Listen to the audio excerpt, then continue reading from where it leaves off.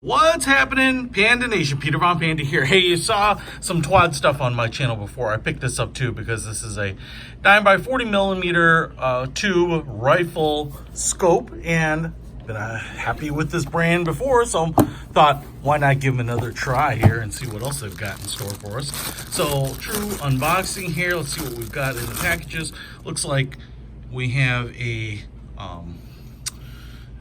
cushioned eyepiece here, so you can put your eye up to it. You don't have to worry about getting pirate eye. It's nice and soft, all rubber. Should give you the right eye relief as well, so you don't have to kind of float your head to figure that out. And then we have instructions here with windage and elevation. We also have a little box here with our windage and elevation adjustments. Scope rings. Looks like they are slightly elevated, and on top of that, I do like the fact that they have the cutout underneath, so if you were kind of ducking down, if you have a big ocular piece or magnifier, you need it rised up there. And then I like the fact that these are see-through, because then you can actually line up and take kind of an eyeball shot if you really need to. It also lightens it up, as you can see here. Kind of standard construction. We do have some nylon pieces glued in here too to help kind of grip that sucker on. Sometimes you can use rubber cement if you don't have that. You don't want the metal on metal generally. And on top of that, you also have the tool here to adjust these down.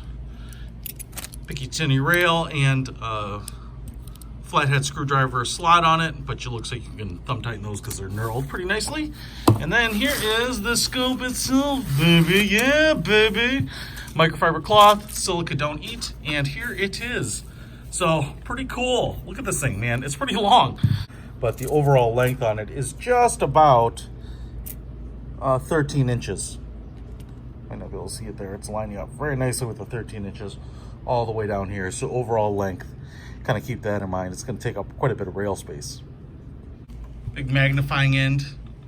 Looks like we have maybe a little anti-reflective coating or something on there. I'm getting a little blue shift on it. Plastic cap. You actually just have to really push it in there, then it'll click shut. A lot of them don't even come with integrated caps, so it's kind of nice that it does. The back cap seems to be, this is actually stuck in there pretty good. Oh, there we go. Pop that open. So looks like there's a little lip here. To the eyepiece end, you have that integrated cap. I like that. We have elevation and windage adjustments here. You can see that. One click, 1/4 MOA at 100 yards. So it looks like you could actually adjust these with your finger, which is nice. Turret on this side looks exactly the same. One click, 1/4 MOA. Nice aluminum caps, all metal here. Really fine threading, so should be able to keep those in place without allowing any water elements to intrude particularly.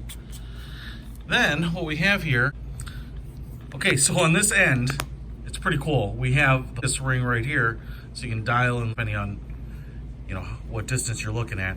And then this turret up here, that has a nice knurling, is the Illumination Mode for the reticle. So you have really two colors, red and green, and you seem to have a high, medium, and a low on each. So let's see if I can just show it to you here. All right, so I've got the scope set up here just on the table, and I've got it kind of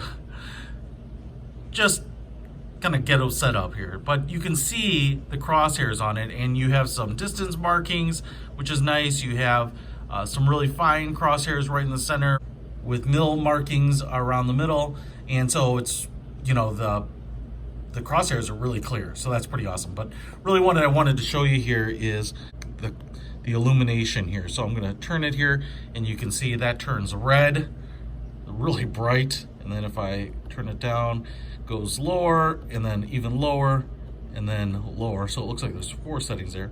Oh, 5! Look how low that is. And then back to black. AC/DC song, by the way.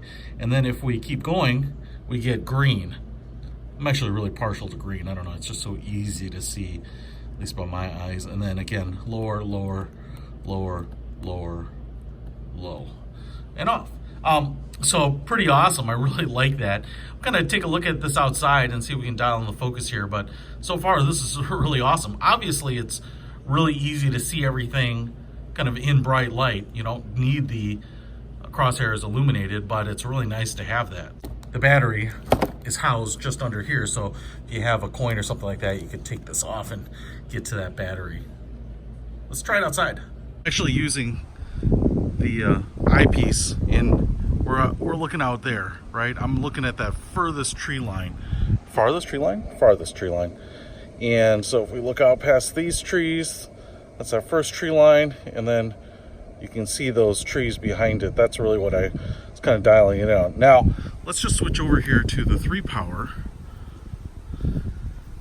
And you can obviously do anything in between, but now it's really got those trees and that first tree line in focus, right? It's not so much the focus, but it's just, you know, they're backed out. So if you wanted to plink things that are 50 or 100 yards out, this is probably going to be how you want to do it. But if you want to really go out there, I'm going to turn the ring here and see if I can hold it up here while I'm doing that.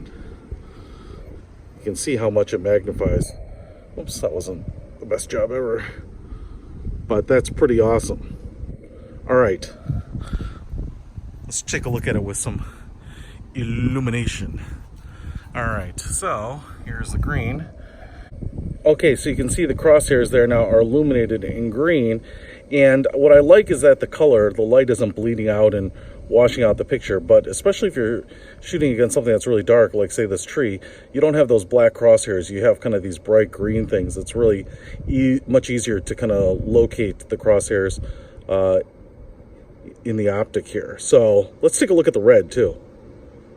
Okay, here's the red, and you know, what you might be able to see here is that that is really bright. I mean, it almost looks like fake Hollywood movie crosshairs. But man, that is really easy to see, especially if you're shooting on something green. Maybe you want red to contrast. Well, man, that's pretty awesome. So, man, I really like this optic here. As you can see, illuminated crosshairs. It's a nice size, 3 to 9 power, and comes with scope rings, integrated covers on the lenses. And I'll tell you what, this thing is it's not expensive. That's really, I think, the biggest thing about it is that you get a lot of value for your money. So if you're looking to do a little plinking, target shooting, you know, vermin hunting, I think this is what you want. Check it out. I'll put a link to it in the description. Picked it up on Amazon. Peter Von Panda out.